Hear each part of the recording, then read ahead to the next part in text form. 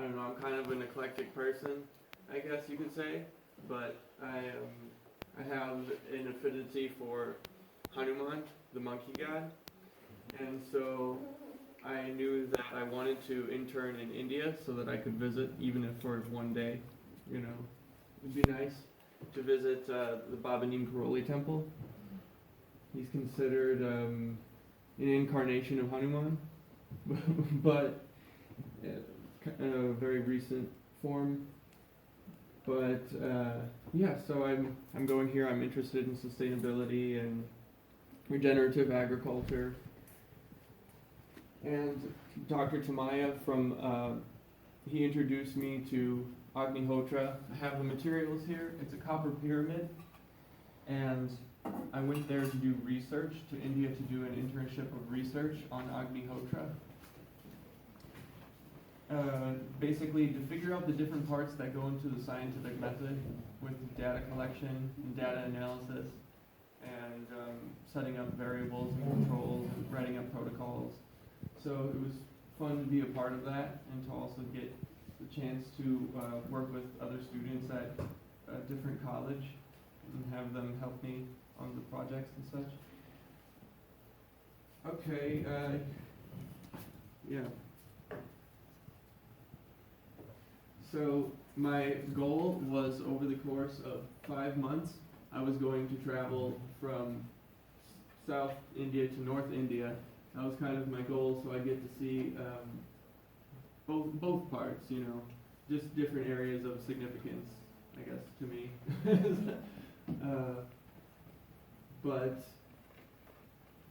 I didn't get to visit all those places, and I didn't get to go for 5 months. I only got to go for 2 months because it took a long time for me to get my visa. Mm-hmm. And that's okay. Everything worked out the way I got to spend a month with my mom, and she's had cancer lately, so, you know, getting to spend that time with her was very good. But anyway, the first place I flew into was Amma's ashram in Kerala, in Trivandrum, because I knew it would be a very safe place, because, and I knew like people can get their phones there, people can get, you know, their money changed over there. There's just a lot of services that makes it very safe for tourists there. So I decided to start there, and then I went after 5 days, and I should mention this. As soon as I got to India, I got hit by a bus. Oh, yeah. So as soon as I flew into the airport, not even 1 hour since I'd been in India, and my driver gets out. We're almost to the ashram, and he gets out, and he says, "You want some tea?" And I'm like, "Yeah, yes please." And I'm like, "Can I come with?" And he's like, "No, you stay here." And I'm like, "No, I want to go with." He's like, "Okay, fine, come on." So we go across the street, you know, and this boiling hot tea, he just throws it back like nothing. And I'm like trying to sip it, like blow on it, like thinking like, "Oh no, is the bacteria in this tea gonna kill me? Is this the end?" And then the bus driver, or the car driver, he's already across the street, and I'm like, "Oh, I need to hurry up or else I'm gonna miss my ride." Like he's gonna go that way. And so I ran out into the street. I looked left, like, okay, nobody's coming, because I looked at the left. But I forgot that this is India, so people come from the right, you know. So, and as soon as I looked right, I was already running out into the street. I knew that I was going to get hit by this bus, but by God's grace or some karmic significance, I managed to survive the impact, and I had no contusions, no concussions, no broken bones. Just I was bleeding quite a bit, getting hit by it. I knew that as soon as it was coming at me, that it saw me. It was slowing down. It was kind of a smaller bus, and I kind of had time to brace myself, kind of for it. And then when I hit the ground, I tried to roll with it. Anyway, they had a hospital at the ashram, and they bandaged me up for free. So, yeah. Good healthcare. Yeah, exactly. That's their policy there. Okay, so there's a picture of Baba Neem Karoli and the Dalai Lama holding his picture. You know. Okay, so then Fivefold Path Foundation. It comes from the place that I interned at, it's a goshala, or a sacred cowshed, where they protect cows and serve cows, and the principles of the spiritual principles are yajna, dana, tapa, and karma, and they got that from one of the later chapters of the Bhagavad Gita. I can't remember which one at the moment. There's the materials for Agnihotra. Yeah, and that's the methods for Agnihotra. There's the mantra. The mantra is Suryaya Swaha, Suryaya Idam Namama, Prajapataye Swaha, Prajapataye Idam Namama. And then at evening time, it's Agnaye Swaha, Agnaye Idam Namama, Prajapataye Swaha, Prajapataye Idam Namama. So this is a mantra, and this is a Vedic-based technology, or a consciousness-based technology. So it works with the principle quantumly with thought energy and the exchange of kind of the enlivenment on more subtle levels of creation through the process of resonance. So the pyramid has a particular acoustic shape that it rings at a particular frequency from the fire. And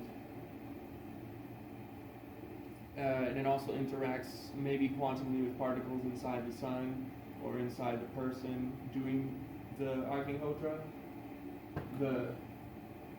It's one of those factors that can't really be very well observed or studied.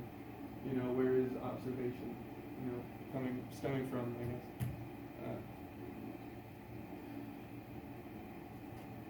So every single day I was doing the Agnihotra twice a day.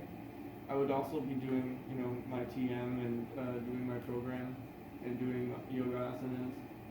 And I lived mostly vegan there, you know, with like some curd and lactose, but like it was very much less than what we consume here in America, and it's much better quality.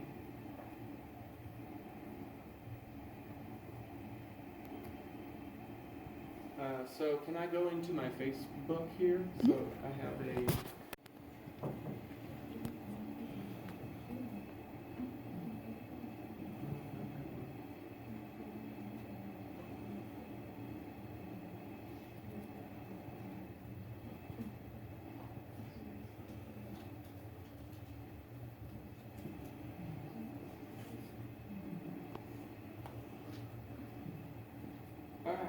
okay. So there's Conan, he teaches Sanskrit at this school, and there's Kelly Kleckner. She's down at the Kerala ashram getting her, you know, continuing her learning into Ayurveda at one of the clinics down there at the ashram, and he's, I don't know, just relaxing, I guess.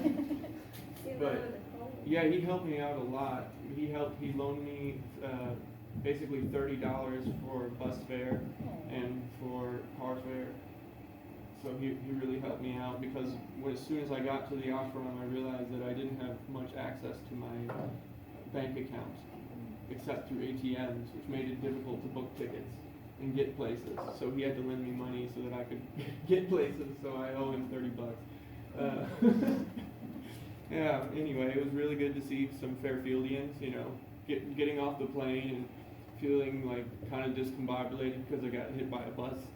But then seeing, you know, people who I know from here was very assuring, I guess. What part of India is that? The Kerala. Oh. So it's the very, you know, southwest point. It's wobbling. Uh-oh. Use 4 fingers and swipe. Nope, they're away.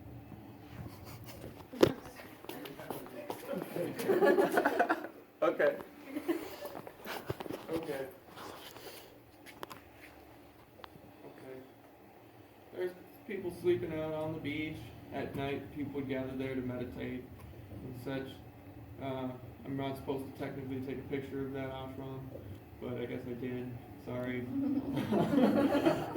But yeah, that's it's a Kali temple, and it's right next to Amma's birthplace.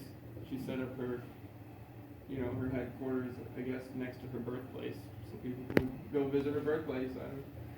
I don't know. That town owes her a lot. Like her face is all over that town, and she helped build schools over there, and I don't know. Kerala. Amma's done a lot for her hometown in Kerala. And that is the rooms. I had 2 roommates at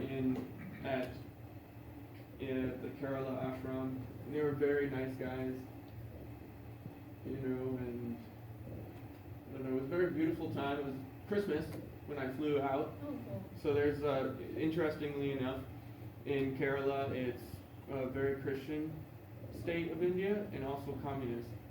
So kind of a very eclectic blend, kind of unexpected from our perspective. Anyway, they maintain, their own sovereignty as a state.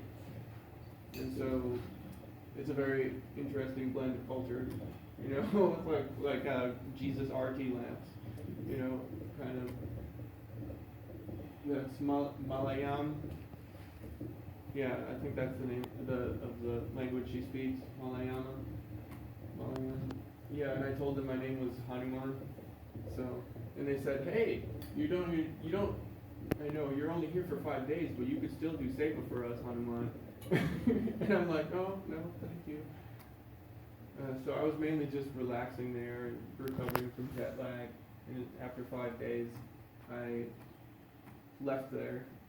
See, there's sickles from communism, and cows in the streets, and tulsi plants, and then I left and went to, where is this?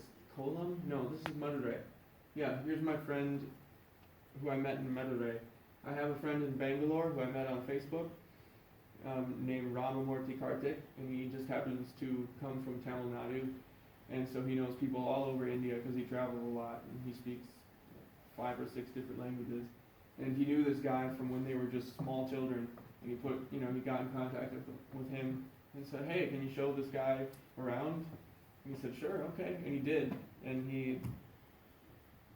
so pretty much everywhere I went in India, it's just through people who I knew on Facebook, who basically, I just took the chance to trust them, and it was good intuition. Meenakshi Temple in Madurai. Okay, yeah, very ornate. The way that they build these giant colossal temples is they have elephants pulling huge blocks of stone up, and then they carve it into very intricate statues all the way up. And there's some palaces, ancient palaces. There's a swarming brood of bees. Now, I've never seen this before in the U.S., but as soon as in India, they just have swarms of bees just,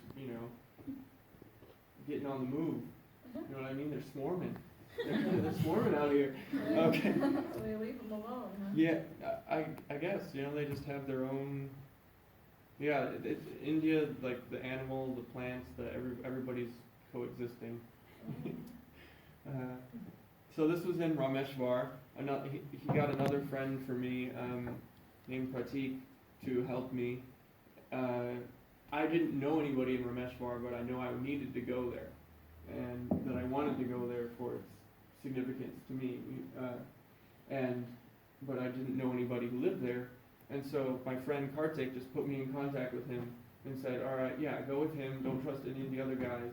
And it just so happens that his father works at the temple there in Rameshwar, and so he was able to get me into the temple. He was able to get me to buy a Rudra Abhishek from Rameshwar for like $30 or $50, and to have that kind of experience with that little exchange of energy, it seems like, I don't know, it's unreal. So I was very grateful that I got to have, there's us I'm riding on the back of a motorcycle through Rameshwar.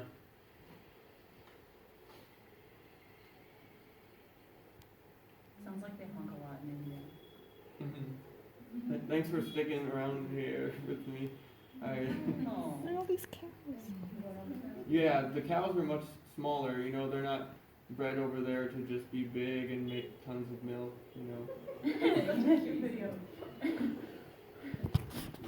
So in Rameshwar, that's at the Panchamukhi Hanuman, the five-headed Hanuman statue.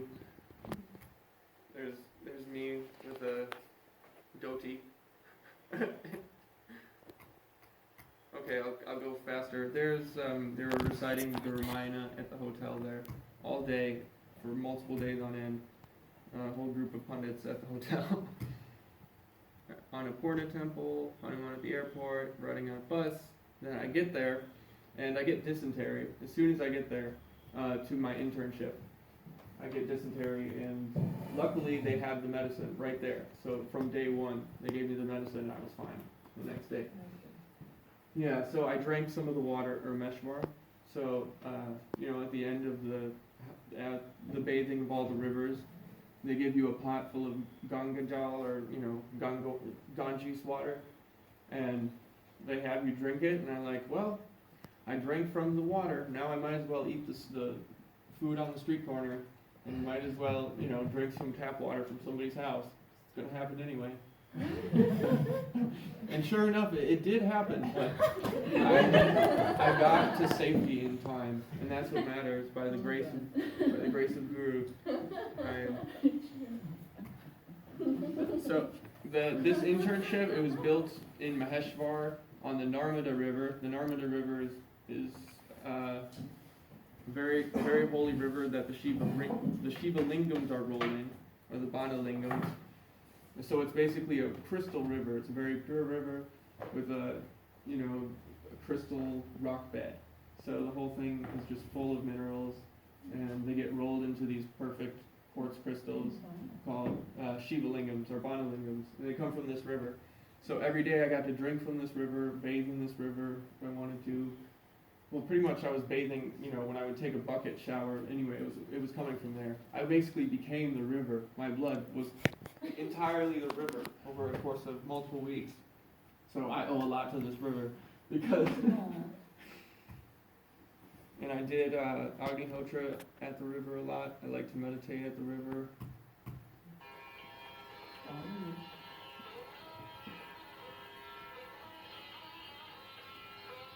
I got the Maharishi Gandharva Bait app. And it times out every time there isn't internet. Ooh. What kind of things you have growing? What kind of things we have growing in the garden there? All kinds of things. Carrots, eggplants, herbs, trees. Lots of trees. Lots of species of trees here that I couldn't tell you the names of now. Did their varieties look similar to ours? Of the Yes. species? Yes, especially of things like lettuces, because they don't eat a lot of lettuce in India. That's kind of a recent thing. You know, they eat other types of vegetables. They cook their vegetables, Regular which is meals. smart. Mm-hmm. Yeah, so these are people trees, and if you notice, they look like people, and they're hugging. See, it looks like, oh, look at them all hugging, but it's actually just one tree. So, kind of like that. Hugging itself. Yeah, it's hugging itself. Self-love, It's a people tree.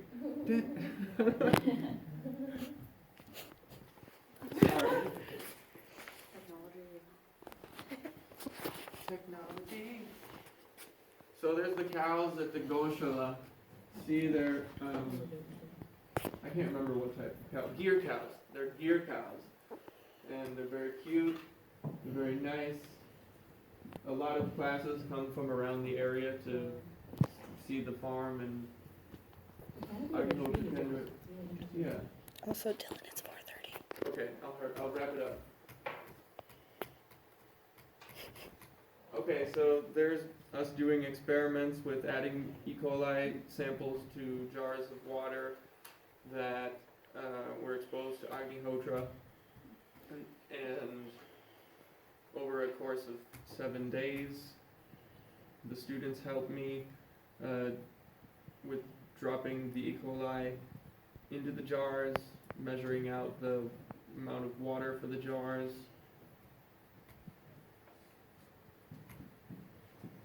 So yeah, there's food on the street corner. Okay, Maheshwar, Lady Ahelia. Okay, that's me weighing out materials. I'll just stick to the internship stuff for now. Okay, weighing out materials. Doing yajnas with people, learning the discipline of yajna, some of the other things that they do just to discipline themselves, such as cleanliness, and What was that? that's them making Agnihotra dung cakes, Oh. and that's some of the food I would eat there. Okay, I'm going through. Beep beep. The river's birthday. Oh. Happy birthday, River.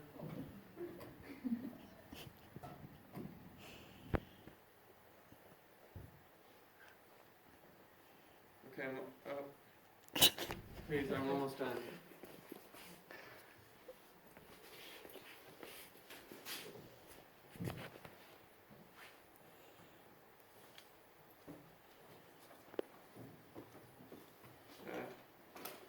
So, any questions that anybody has for me? Well, Chris? What were the results of the E. coli and the water? That is a good question because I didn't stay long enough for them to publish the results of it because I was only there for 2 months. But I got to be a part of the protocols for another experiment where we basically wanted to experiment with thought energy on plants. So what we'd have is we'd have a group of 10 students who were meditating with water, and they were focusing positive energy on the water, and then another group of 10 students focusing on the water with negative energy. So it's kind of like almost like Dr. Emoto kind of thing. You know, he experiments with the ice crystals, freezing them with particular frequencies projected at them. But and then we'd have 10 glasses that no students meditate on. It's just a control. So if we noticed that there was a difference, an extreme difference between the water used for positive plants and for negative plants or negative water, then we'd repeat the experiment. And then to the negative water, we'd divide it up into 3 groups, and we'd add Agnihotra ash to one of the groups, regular ash of the materials for a second group, and just normal for the third group. Okay, so I got to be a part of some data collection, and I got to be a part of some protocols, but I didn't really get to be a part of data analysis. So I didn't get to see the results from that. So Have it's they kind of, made the results yet, though? Can I you haven't- find out? yeah, I can try to find out. I think that would be interesting since you have us interested in the experiment. Thank you. Do you know what they were measuring? What they were measuring Yeah, with the E. coli? with the E. coli, with the thought experiment. I mean, you had water, what differences were you looking for? Were you putting that water in different